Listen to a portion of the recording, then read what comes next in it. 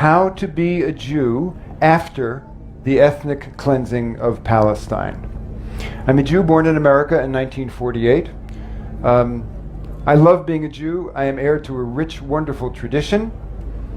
And there is a dark side. It has to do with identity. It has to do with inheriting the legacy of Jewish history in Europe, which was not pretty.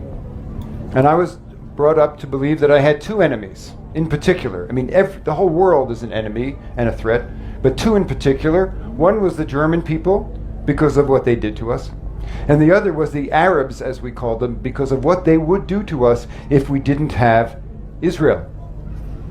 And I was told, I was born in 1948, the year that the State of Israel was established, that I'd been blessed to have been born at a time when my people had finally been redeemed from millennia of suffering and marginalization and slaughter. Israel was our redemption. It was the war of independence. We got this country that supposedly was an empty country full of maybe a couple of savage people with camels, but basically we came, we made the desert bloom, and it was ours.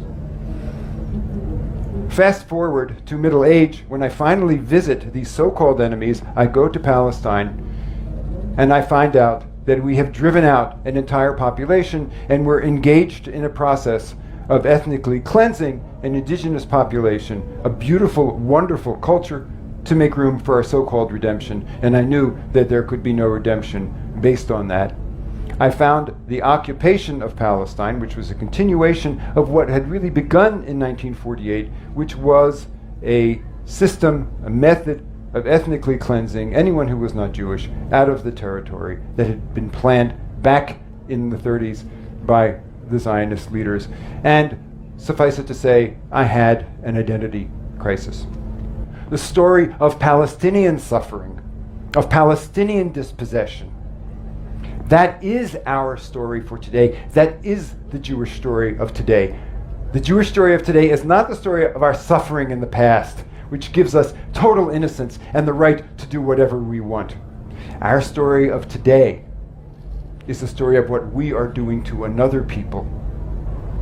Our story is the Nakba, what the Palestinians call the catastrophe, their Holocaust, if you will. And if we do not understand that this is our story, we are done for.